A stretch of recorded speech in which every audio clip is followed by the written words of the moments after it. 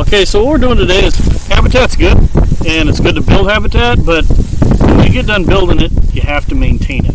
So what we're doing today is we're going to do a prescribed burnout here on some of the CRP.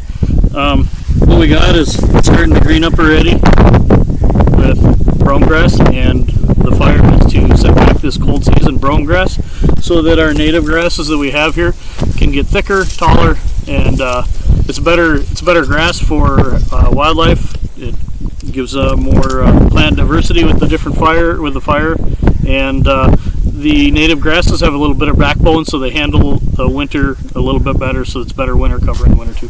So what we're going to do here is we're going to call the sheriff's department and let them know we're going to light a fire.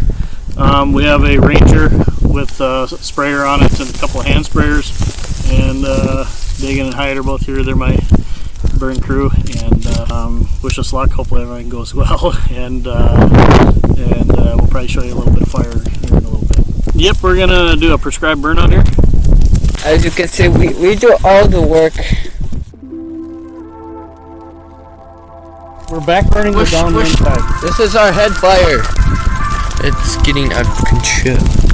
Actually, no, don't say that. It's a controlled fire.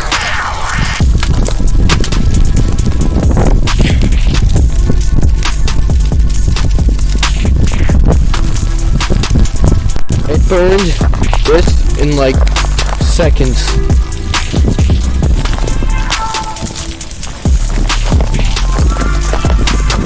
Sprayers running fire.